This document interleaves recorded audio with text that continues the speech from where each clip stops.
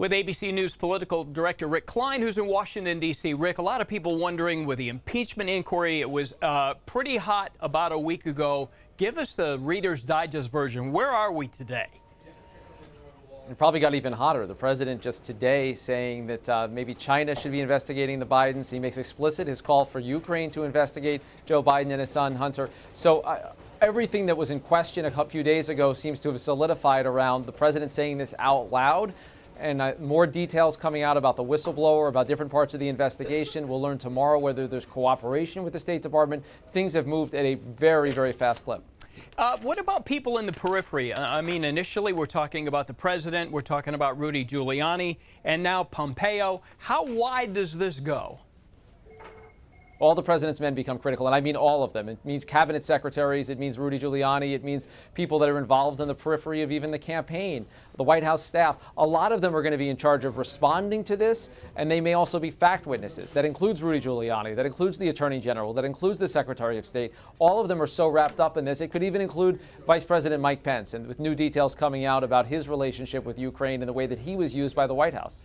Okay, let's kick over to the Democrat side. Bernie Sanders' health. Obviously, he's got to take a step back. What does that do for him going forward?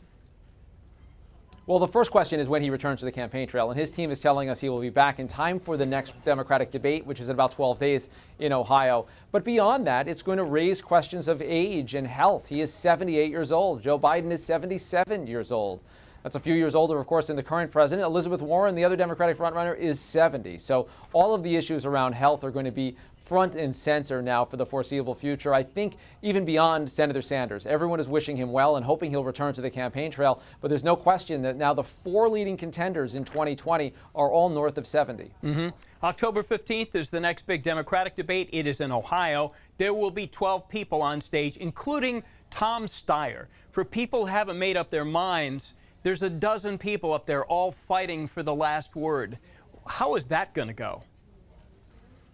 Well, that means there's a lot of candidates not there, first of all, as in with our debate a few weeks ago. A lot of people are left out. But no one has ever known a primary debate that's had this many candidates. 10, 11, that's been the upper limit in the past.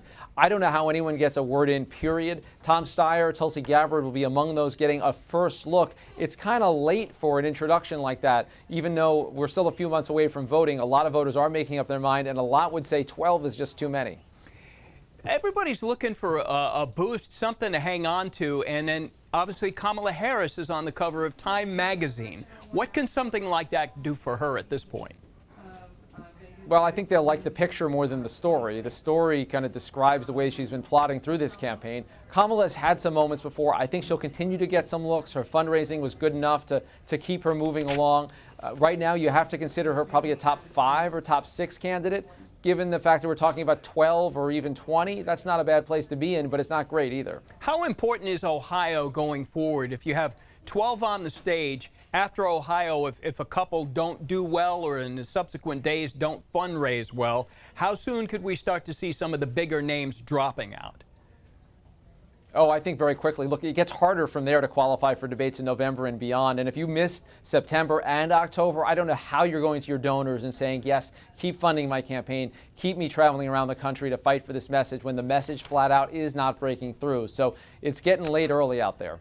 Rick Klein, ABC News political director in Washington. Rick, thank you as always. See you next time. Hey, thank you.